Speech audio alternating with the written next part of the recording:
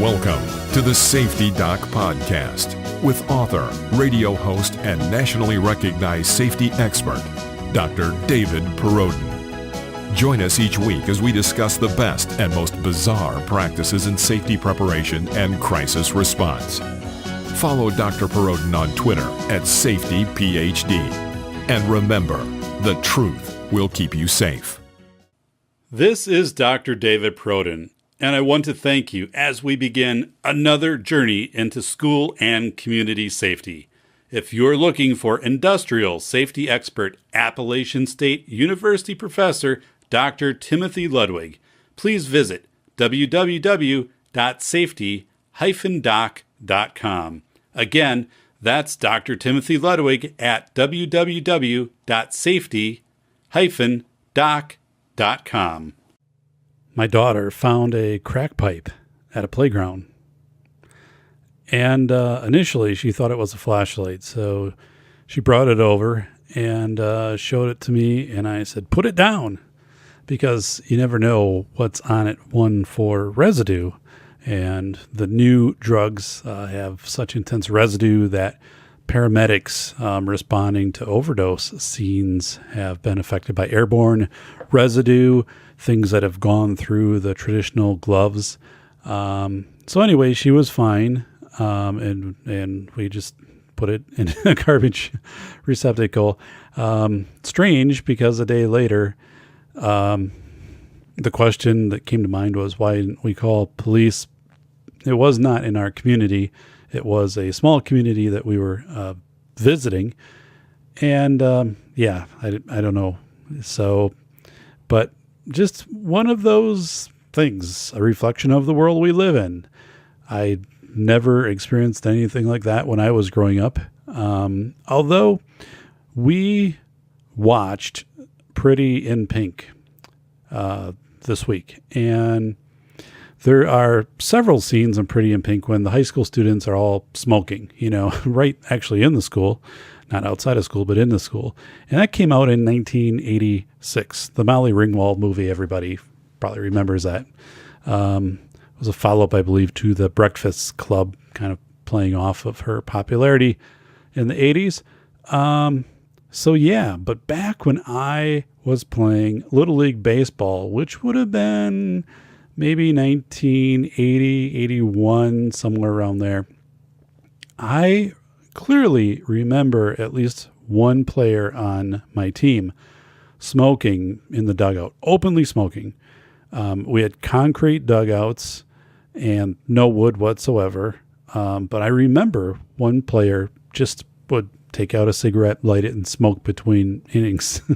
And we might have had more, but it wasn't anything that was frowned upon back then. And so I don't think, obviously, that continued much longer. And, but no, we had a player on our team, and there might have been more, actually smoked back when I was in Little League. So I was checking my email for a university that I instruct with on the side, kind of part-time. I've done that for, about 15 years. And I checked it before we went on vacation to South Dakota, and I hadn't checked it until last night. And I really didn't have any reason to check it because I wasn't teaching anything this summer. I had checked with the university to confirm that I didn't have any classes assigned for the summer. And what had happened while we were on vacation is they emailed me saying, hey, we have a class that just opened up, and it's a class I've instructed before. Would you like to teach it? And I opened the email last night, and the class just starts. So I emailed back, and I'm like, yeah, I would have loved to have instructed this class, but I just checked my email a couple of weeks later, and obviously you've assigned somebody else to it, and which they confirmed that they did. But that kind of sucks a little bit because it's a class I enjoy teaching. It's kind of one of my hallmark classes. It would have fallen in a really good spot during the summer for me to do that. So yeah, a little bit down. I was really down when I opened that email, and I was like, oh, like I just lost this opportunity. But I was also a little bit puzzled why the university, after not hearing back from me, didn't try to call me. And there wasn't a message at home, and there wasn't a message on my cell. And they also have my other email, my Gmail, maybe, thinking, well, David, we told him he wasn't going to be teaching anything. And so let's just try this other email, like another attempt, like one more attempt to get a hold of me and offer this class. So yeah, I feel kind of bad about that. Just again, I really enjoyed doing that. It would have fallen in a nice time frame for me. So, I took a run last night, and it's been hot here, like record hot, in the 90s, but with the heat index like around 110, very humid. So when I ran last night, it was still about 80 degrees and humid, which was pretty nice weather to run in. Actually, somebody else was out running, which surprised me because usually, when I'm out at night, 10:30, there's nobody else out running. And if they are running, like that's a bad sign. They're probably running from doing something. But so I'm going to talk today about how a tackle decided the fate of school safety. And this is a time right now for me when I've had to seriously assess my school safety position. What I'm doing in school safety, what I'm not going to be doing in school safety. So over the past 5 years, I've decided to occupy a different space within the realm of school safety. And meaning I'm not one of the people that you'd bring in to talk about fortifying your school as far as like bulletproof doors and glass and metal detectors and those types of things. I don't do that. That's not my area of expertise. Also, not my strongest area of belief that is the way to make a school safer. So I'm kind of out of that. And, that's something I was more involved with 5 years ago, because you had to cover the whole scope of safety. But now it's gotten very specialized. And again, I do not believe strongly that fortification is the solution to school safety. I think it opens up a lot of marketing of safety. But anyway, so I've had to deal with, the whole populace wanting, and, legislators and parents and commercials and people wanting these fortified environments. So, and again, that's not what I'm about. The Safety Doc's about. School fortification and school drill fidelity has its place. But, I'm over in this smaller area, kind of this more, this lesser explored, lesser mapped, not a lot of people visiting this place, which is talking about like threat reporting, threat identification, youth code of silence. Pretty quiet over there. That's where I reside, making things accessible to students with disabilities, for example, threat reporting systems. So I've really shifted into that in the last year. And now pretty much exclusively that is all I do in safety, is to work on threat reporting systems and any research that might have to do with helping youth break the code of silence, which I believe is based upon robust focus groups where kids get to talk and then you code those out and you learn from the coding. So, of course, we talked about things like drill fidelity is important. A lot of these schools that put in metal detectors, things like that, which are not empirically proven, to decrease school shooting. But anyway, stuff like that. Bullying is very awkwardly intertwined with school shootings. Usually it's after a school shooting when someone will say that the shooter was bullied. And not necessarily that the shooter had left a message to that effect, but it might be someone saying, well, yeah, that that person had experienced bullying from this other third party perspective. And we're also seeing something happening right now with bullying with city ordinances, and where cities are saying we will fine parents of youth cited for bullying. This probably has to do more with suicide and, for example, students, kids as young as 12 taking their own lives, maybe younger, but I know of two 12-year-olds, that one, more proximal to where I live, took their lives due to bullying. Okay. That was the reason that was given by the parents, and there was, documentation in one case, to very, closely identify that bullying had been going on for a long time. So, saying that bullying is the precipitating factor leading to the suicide. So, these citations are coming into place, these city ordinances, parents coming and, they're pressuring the schools, but now they're also putting more pressure on the cities, the communities, to do these citations. Now, some actually have put in place citations so the parent can be cited if their child bullies. I think the problem with that is you already have a tool in place called disorderly conduct to address that. So, and then again, it gets very interpretive. What happens if a student bullies in school? Is that considered, does the school handle that? But then also now does that become something the police must handle also? I just don't know. And this is one of those things where it seems to me you're trying to legislate your way to a solution. And I just don't see that is going to be effective. But, I guess the positive would be that people are organizing and wanting to bring consequences or ultimately an end, a decrease to this. But I just don't think you can legislate your way through additional fines and things like that for bullies and parents that bully as a way to address bullying.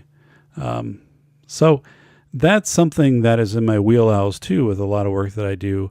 Bullying reporting, accessibility, and threat reporting systems. And now once we have that cross over into where it can be bullying can be a violation of a city ordinance, how do threat input systems look? Do people still go to the schools? Do kids still go to the schools or parents, or do they go to the school and the police? Do they go to, just the police?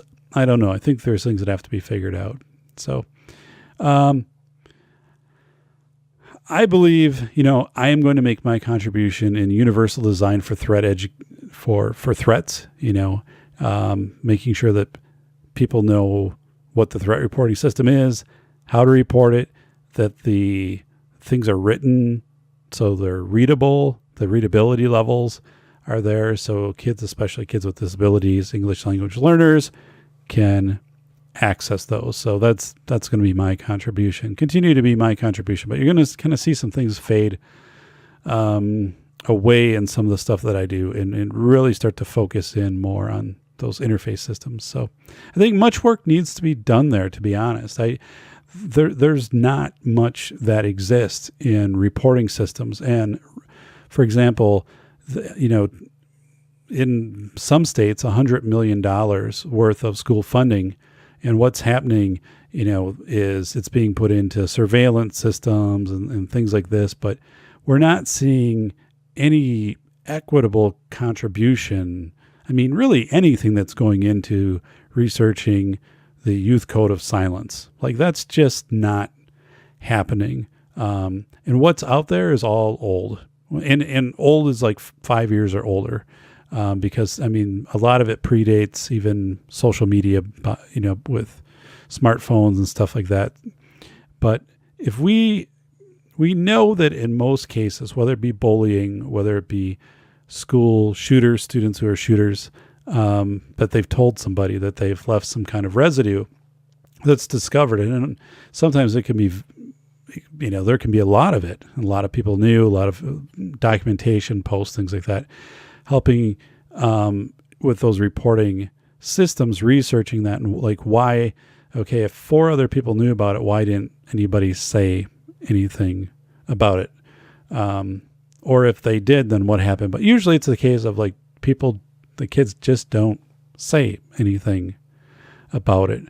And I know one case where a parent was very frustrated because she had information she was trying to bring to a school and had a very hard time then conveying to the school this information that she had learned because she had access to her son's social media. He was showing some posts made by another student that were very, very disturbing as far as personal safety. And well, the parent probably should have called 911, but again, was taking this to the school, and because they didn't know who to interface with the school, and it was just kind of very clunky. So, hey, my favorite search engine for research, Journ, JURN.org. It's gone. It's like missing. So I typed in, and I was going to do a Journ search, and anyway, disappointing because like I used Journ frequently. Journ, and I thought it was much more kind of commercially done. It seems like it's centered almost around like one person that was kind of putting this thing together.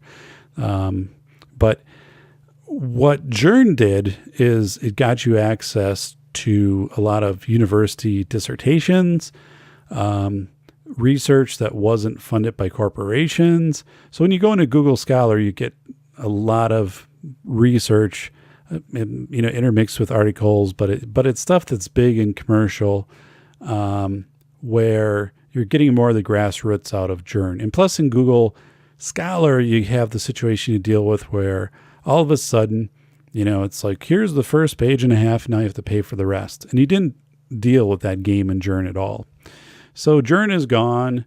So what happened? I did some research to try to figure out, and apparently it got hacked several times, and then it got hacked to the point where they just had to take it down. So there's a WordPress site, and someone entered on, I think like June 10th saying it's down, but you can still go in this like ancillary site. But I did that, and there was nothing close. It didn't have the filters, because Journ will let you pick like types of journals, look for keywords, different years and stuff like that. It was really, really slick. So I hope it comes back. But that was one thing I always told people about in classes I instructed is, look beyond Google Scholar and look to Journ. So like I had entire sections where I would have people use Journ as part of a, project, part of an assignment to introduce them to it. Now it's gone. So I have to rewrite that.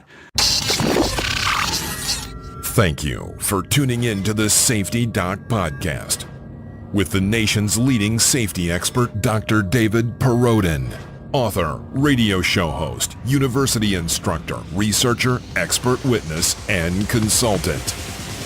Powerful testimonials. Dr. Perrodin has a strong reputation as the go-to safety consultant, and he was still able to exceed our expectations. When we went looking for an expert in the field of crisis preparedness and prevention, David was the single person we pursued. Not easy stepping into the touchier subjects of life, but Dr. David pulls it off. Take a listen. Now, back to Dr. David Perrodin and the Safety Doc Podcast.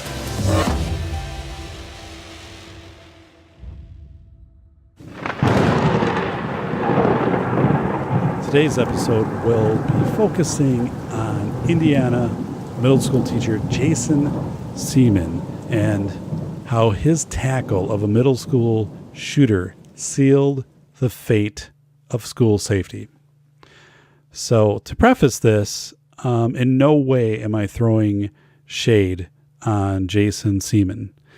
And you'll remember him as he played football. So he's a very big guy.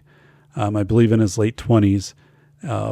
A student in his middle school went to the bathroom, came out with a couple of handguns, started firing, and Jason Seaman, who was a teacher, tackle the student. Jason was also shot, I think multiple times. Nothing serious, thankfully, and he recovered, or he's on his way to a recovery. He was discharged fairly quickly from the hospital.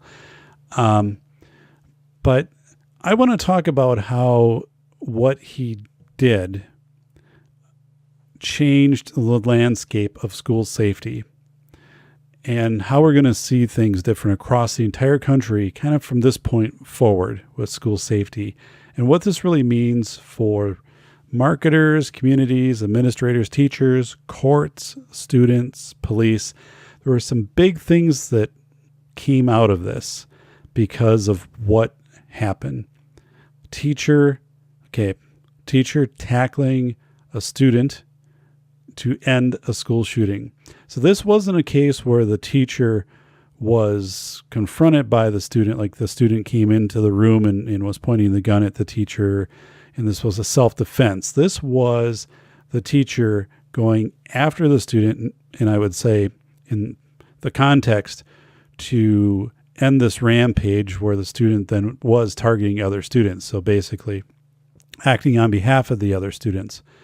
But this is much different than how anybody really is taught. That you do not go after a school shooter if you're not armed.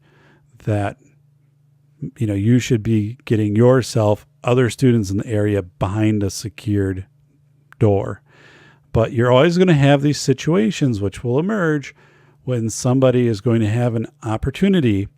They're going to use their discretion. They're going to assess the situation, the context. They're going to use that opportunity and say, I have a chance to tackle or take out this shooter, and I'm going to do it. And I know my own life is at risk, but I have a pretty good shot of doing this, of getting this person tackled to the ground, incapacitated, whatever, which I deem is going to save lives. So that's nowhere in a handbook. And this is, this has changed things. So let me go through. I have much respect for this teacher and want to make that 100% clear from this point forward. Okay. But I want to also articulate the ramifications of his actions as they relate to school safety. Okay. The reality is that Seaman's tackling of a school shooter, and bringing an end to a shooting rampage, coupled to Seaman's large size, athleticism, youth, and his well-spoken, humble nature, very modest, presents himself very well. He now almost embodies, and I'll talk about this more later, the expectation that a teacher will successfully overcome a school shooter or should die in the attempt. Okay. So meaning like what Jason did is the expectation, the unspoken expectation. I mean, you can't put this in a handbook, in a manual or anything like that, but it's the unspoken expectation that an educator is expected to do this, that this is their role, to go out and to try to neutralize this threat. Because, we don't know the whole situation of this, but let's say that he's shot and killed, and if he wouldn't have gone after the shooter, maybe there were 5 students near him that he could have gotten into a room and got the door locked, and those students would have survived. I mean, you can play all these scenarios out. It worked in this situation. It's worked in some other situations. But as a whole, and this again was, look at Sandy Hook, with adults trying to confront Adam Lanza, that not being not being effective and costing them, their lives. So what happens in schools is if you are cornered, I mean, if you have no other option, then it's fight. I mean, if someone's in your room and they bring out a weapon and they're aggressive with it, then of course. But again, this was different. This was a different situation. This was a teacher seeing an opportunity to go after this student shooter. So my question too, so now we have this, I believe we have this expectation that's been created for teachers to go out there and to overpower the school shooter. And my other question, will we have the hero mentality amongst school staff? People who now have seen, Jason Seaman and how positively people have responded to him. Not criticizing the actions that he did, but also, he's gotten a new car. He's a parade marshal. He's been on several TV shows. Again, not to throw shade on him. This isn't of anything he's seeking in a glory grabber way. Absolutely not.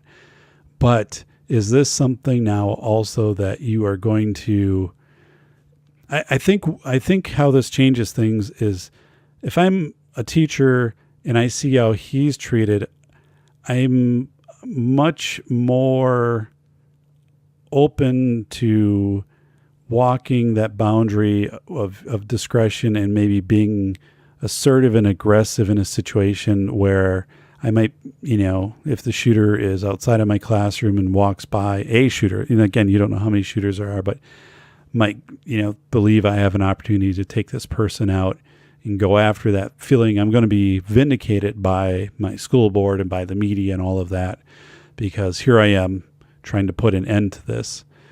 And, this is getting into very tricky territory, this hero mentality. There's actually a word for that. I'll talk about it a little bit. So let's get into the article, part of the article about this. Okay. So it was in the Post Nation. The article's from May 27, 2018. It says, hero teacher released from hospital after Indiana school shooting, says Congresswoman.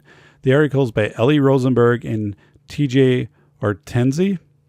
And, of course, that'll be linked out in my write-up for this. So this is 2 days after the shooting. The teacher was released from the hospital. But let's look at that headline. Hero teacher. Okay, hero teacher. So immediately the word hero. And we are just so infatuated with heroes today in society. Think of, the movies, the Avengers, Batman, The Incredibles. It is just everywhere. So hero teacher released from hospital after Indiana school shooting, says Congresswoman. Okay. I'm going to read this. Indiana middle school teacher Jason Seaman has been released from a hospital after suffering gunshot wounds as he tackled a shooter on Friday, according to Representative Susan Brooks. Seaman, age 29, was hailed as a hero Friday after students say he subdued a student who had asked to be excused from class at Noblesville Middle School West, then returned with 2 handguns and opened fire. Our science teacher immediately ran at him, swatted a gun out of his hand, and tackled him to the ground, 7th grader Ethan Stonebreaker told the Associated Press. If it weren't for him, more of us would have been injured for sure. Seaman and 13-year-old Ella Whistler were wounded by gunfire in the shooting.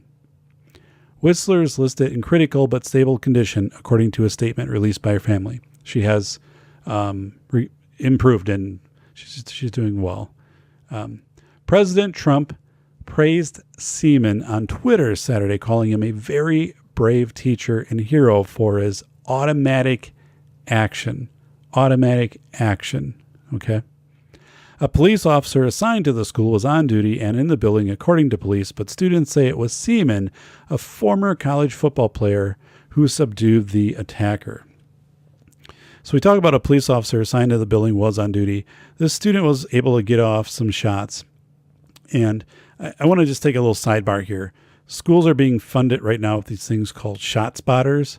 So when there's a shot, it can identify where it's at. These things have been around in the major cities for quite a while. those things help, but again, they don't prevent school shootings, and school shootings occur very quickly. Students can get off, high number of rounds in a short number of time. So just saying like technology wouldn't have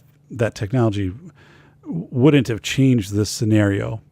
Okay. Student Ethan Stonebreaker described the incident in more detail to ABC News, saying Seaman threw a basketball at the shooter. Immediately, Mr. Seaman was yelling and running right at him and tackled him to the ground.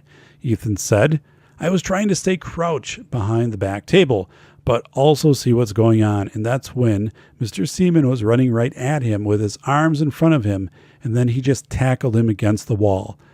Then they were on the ground after Mr. Seaman swatted the gun from him, and he just laid on the shooter, so he couldn't do anything." Police said they arrested the shooter and said the situation resolved fairly quickly, but did not confirm the accounts of Seaman's reaction or details about how they arrested the shooter. "Wait till one day we can tell that story," Indiana State Police Superintendent Doug Carter said, according to the Associated Press. "You'll be proud of them, too." Seaman released a statement published by local media outlets Friday, thanking the police and emergency responders for their action and care. "I want to let everyone know that I was injured, but I am doing great," the statement said. "To all students, you are all wonderful, and I thank you for your support. You are the reason I teach." Seaman's mother, Christy Seaman, said in a Facebook post that he had been shot 3 times, once through the abdomen and once affecting his hip and forearm. So, again, I'm going to read the tweet that President Trump put out. "Thanks to very brave teacher and hero Jason Seaman of Noblesville, Indiana, for his heroic act in saving so many precious young lives. His quick and automatic action is being talked about all over the world." Okay. So this article actually goes on longer, so it truncated it a little bit, but you get the point. So we have students, who are very thankful, very appreciative of this teacher. And so he does things which make a lot of sense. I mean, throwing a basketball, trying to disrupt the shooter. And that's been proven that once a school shooter typically comes in, that they anticipate a certain way that things are going to play out. And once that gets disrupted, for example, like now he's encountering Seaman, which he's not expecting this teacher to be throwing basketballs and running at him. So he's having to deal with that, takes his focus off of the other students. Now, of course, he could have pointed the gun and killed Seaman in one shot. So, that could have also happened. But obviously, tons and tons of praise for this teacher. You have it from the president. So you are not going to get any, I don't know what the policy was, but again, you don't have any discussion of was this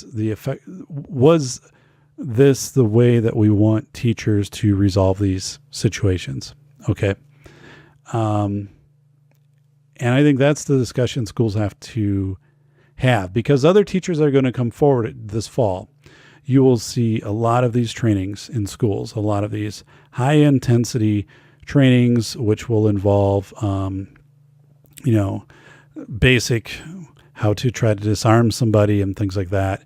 And teachers are going to be asking the question, is this the expectation for me? I mean, flat out, am I going to be expected to be the Jason Seaman of going out and taking down the shooter if there is one in my school? And I'm not sure how administrators will answer that. I don't think anybody will put it in policy. Something will be very vaguely written saying you have the right to defend yourself or to act in the best interest of your students if it involves their lives or their. But again, what are we taught during lockdown drills?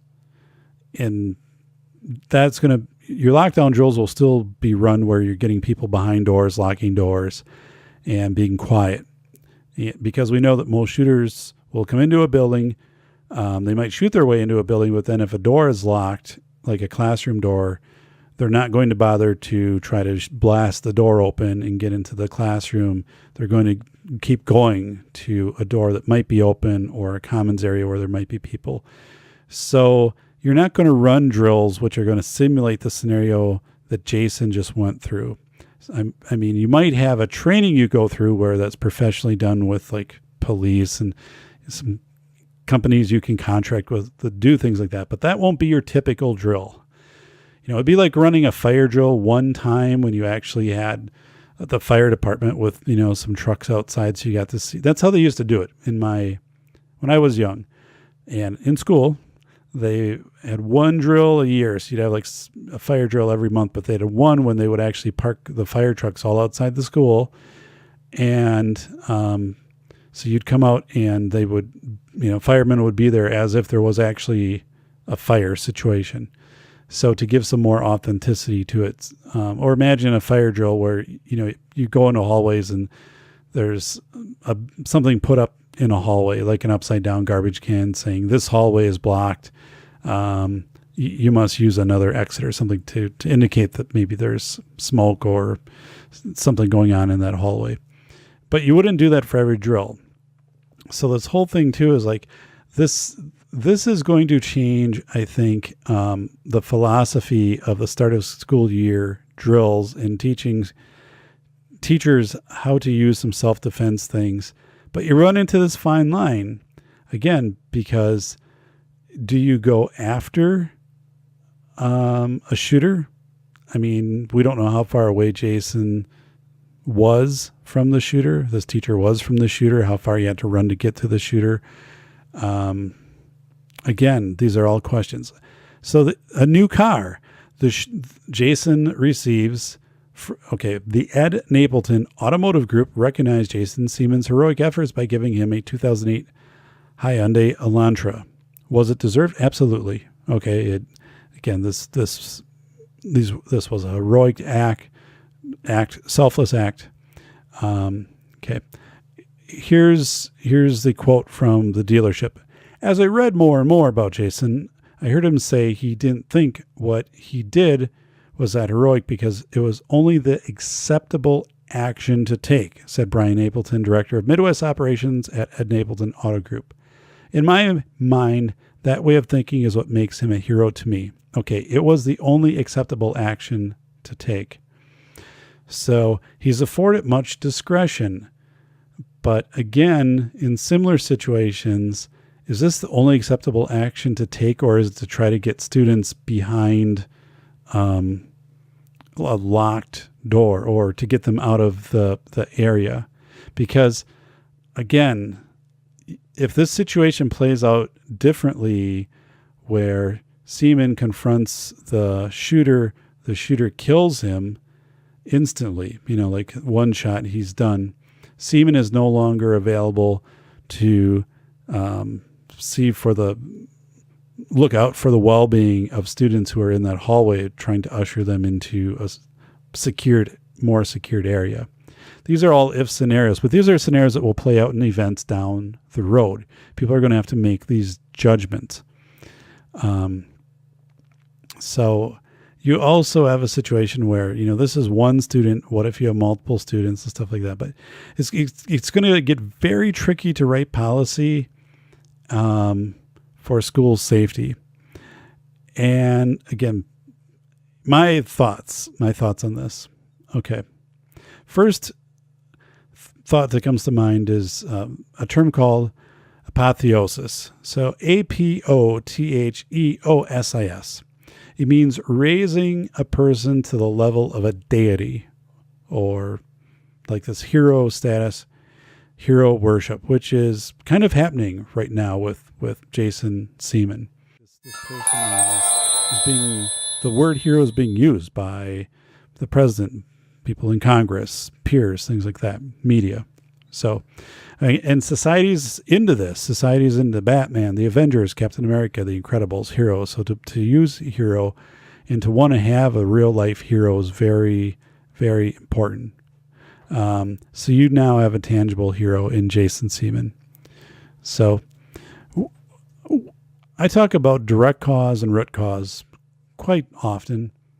Direct cause is, so this shooter comes out, and to address the direct cause that he is shooting right now, he's shooting other students, shooting at people. To address the direct cause, you try to neutralize the student, take the student out, tackle the student, which is what Jason did. Or it would be like that everybody is going into lockdown behind doors, and the police are coming in and they're neutralizing. They're trying to kill the shooter. Okay, that is dealing with the direct cause. Now the root cause is what's the reason? Why is the student doing this? Okay, what is bringing a middle school student to the point where they feel they need to have 2 handguns with them at school and need to start shooting at other people? That's the root cause. And that's where Youth Code of Silence and research, really good qualitative research, helps give insight into that. So what happened here is we had a really effective way of dealing with a direct cause, with Jason Seaman tackling this shooter, but we don't have a way to dive in to this larger issue of root cause of school shootings, which will continue and continue. So predominantly all school safety actions are directed toward direct causes. An effort towards root causes, they just don't happen. They're not out there, and the ones that do happen walk this very narrow line of, also, are you trying to help or are you profiling? I think of, like if a high school were to try to identify, high school, for example, students that might be at risk for bringing harm to school, you can pretty much guess that students who are goth, dressing in black and looking counterculture, and maybe not very social, are going to be identified. Yeah, that's it. But empirically, we know, no, that's not it. There isn't a profile of a school shooter, and goth kids are not any more likely or unlikely to be school shooters. But you're going to run into those types of things if you're not careful in how you look at root causes. So again, we've now had an incident which had addressed a direct cause, neutralized a direct cause, and sends, I believe, the message that, okay, if you're marketers, I talked about this early on, if you're marketers, what are you going to market? You're going to market bulletproof backpacks, spot shooters. You're going to market training for teachers, which will include paramilitary type maneuvers, karate, arming teachers, all of these types of things. And it's happening right now. And this fall, we'll see more than we've ever seen before. We'll see more in schools of this than we've ever seen before, these types of trainings. That I've spoken about that before. That frustrates me, but this will open the door because school boards will be like, well, look what happened, in Indiana, and look what teacher Jason Seaman did. And that worked, and it saved lives, hypothetically. The president's behind it. So Congress seems to be behind it. So you have this whole upswell. Communities are going to be behind this. Why wouldn't they? I mean, that community in Indiana, potentially Jason Seaman saved the lives of, countless students and staff, people in that building. Administrators, okay. Administrators are seeing that, well, it looks like the discretion that this teacher exercised, which, administrators grant discretion. How much discretion is given to teachers really is a function of the administrator. So I think you're going to see administrators, especially in school safety, give more discretion, more leeway to teachers to be making these decisions in school safety situations. And again, it worked in this situation. It might have worked in some others, but you do have standard operating procedures for a reason in these things. But you have to have some discretion available to you. I mean, again, if you have an exit if you can open your window and get everybody out of your classroom and things like that, should you do that or should you not? Well, in some scenarios, maybe it makes a whole lot of sense, to do something like that. Teachers, this is a real catch-22 for teachers, because again, the unspoken expectation is that you will put your life on the line for your students and the students of that school if there is an intruder, and not even the expectation of maybe 10 or 15 years ago, that you will get people into your room or into a room behind a locked door. And then if that area is compromised and there's no other exit and you have to fight, like you would fight literally for your life. This now has moved things to the teacher taking the fight to the intruder. And I'm worried about that because I think people are going to, again, you're going to have some administrators, some teachers, probably not armed.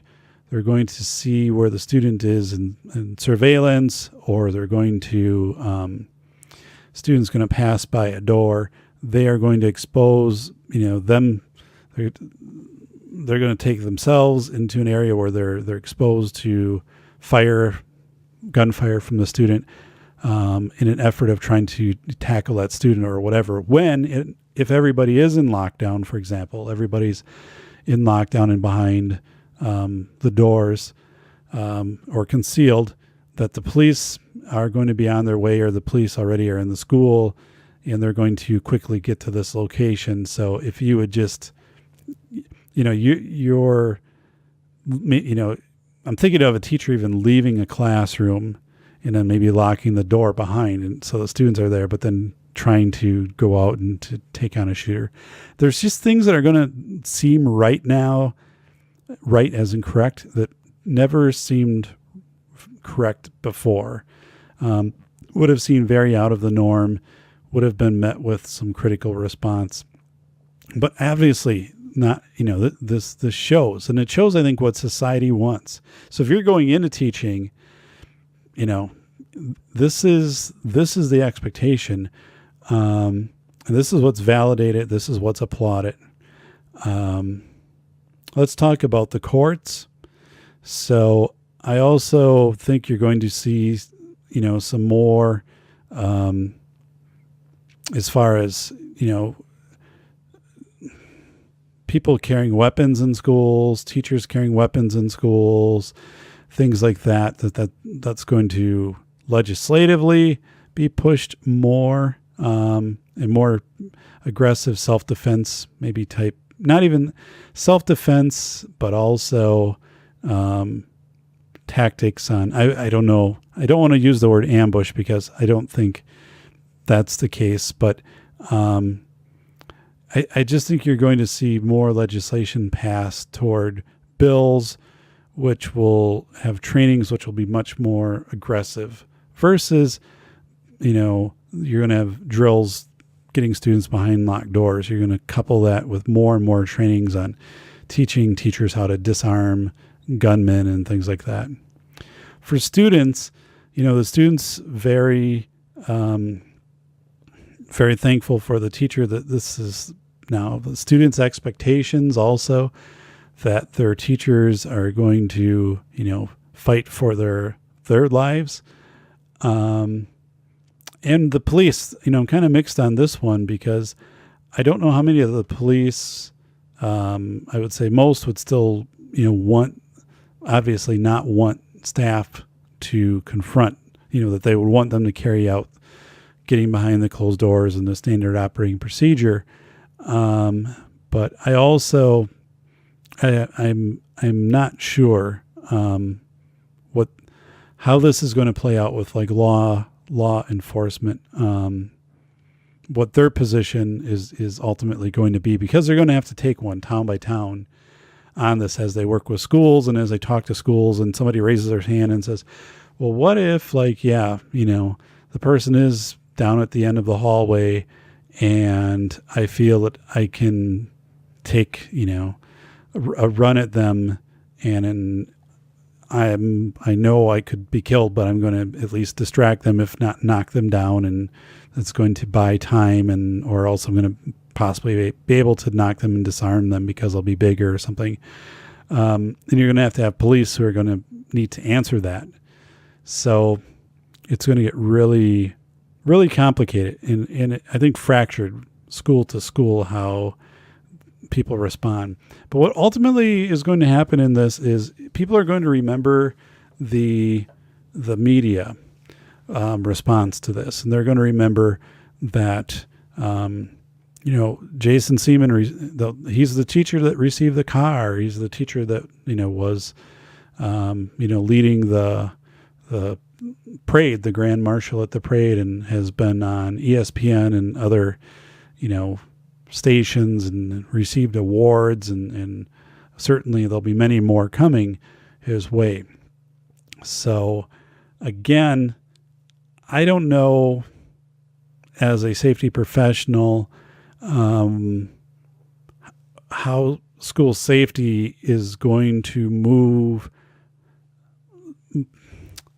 more toward a research or more toward a root cause position, or at least, if we have $100 for school safety and we had $70 toward post-incident response, meaning fortifying environments and stuff like that, 30% to things like threat detection and stuff like that, which is probably generous. I don't know but now it's probably out of that 100, maybe like $85 is going toward fortification and teaching teachers how to fight intruders and so forth. And 15% is going toward threat input response, is going toward research.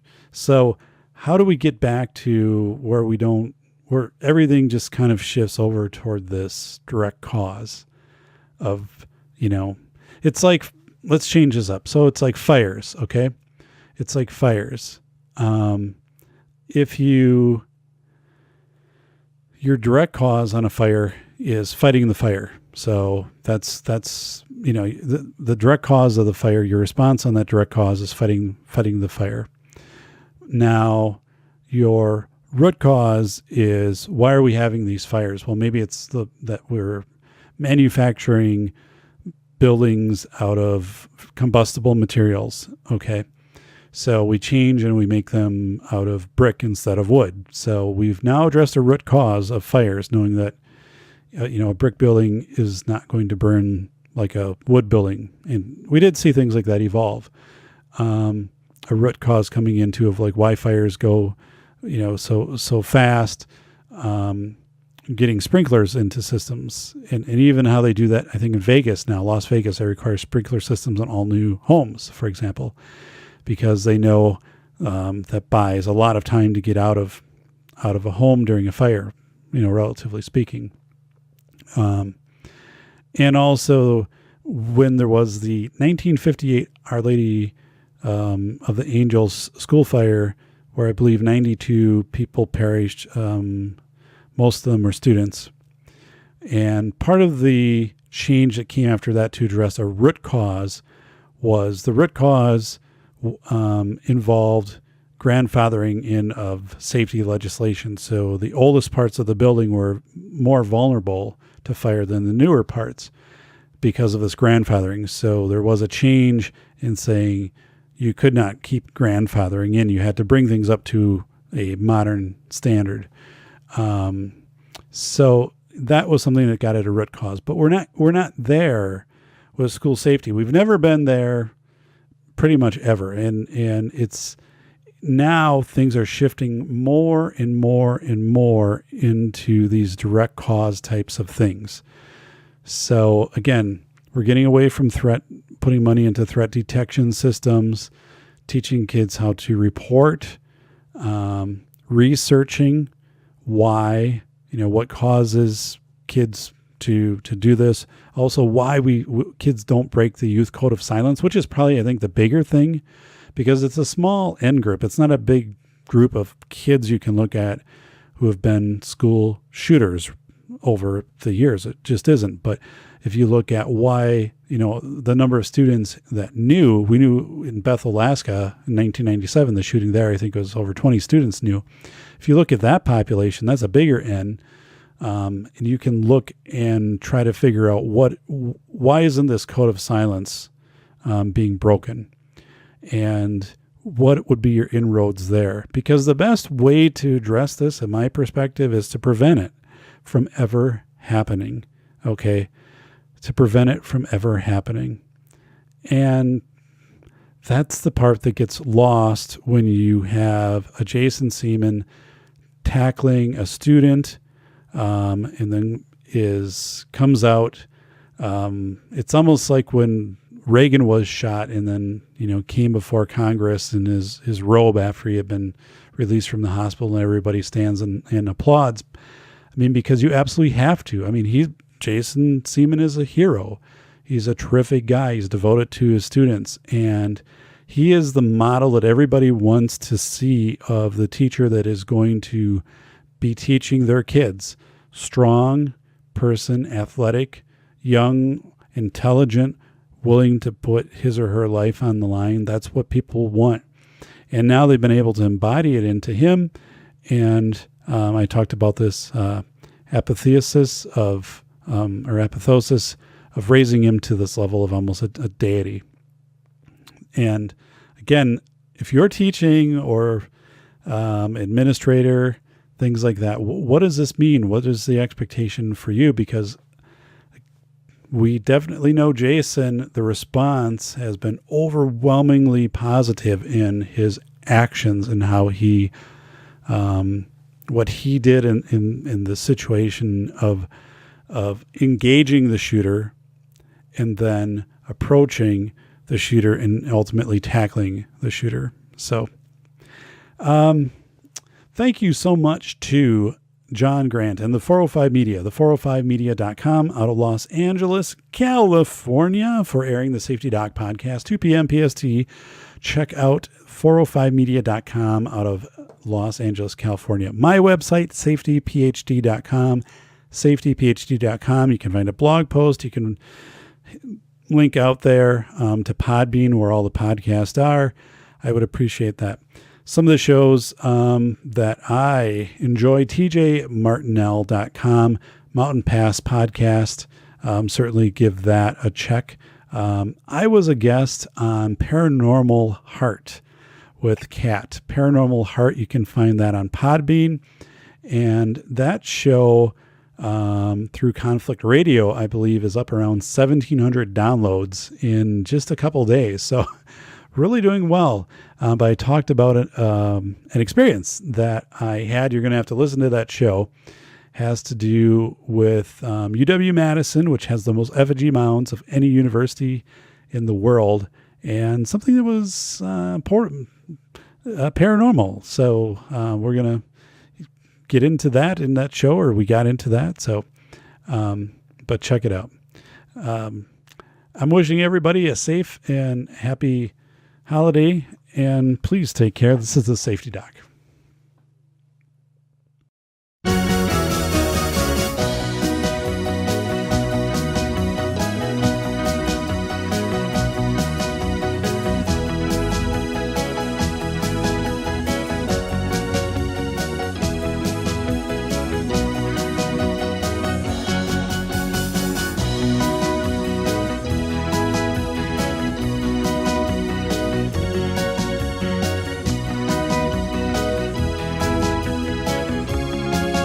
This has been the Safety Doc Podcast with author, radio show host, and leading safety expert, Dr. David Perrodin. Remember to check back each week for the latest, best, and most bizarre practices in safety preparation and crisis response.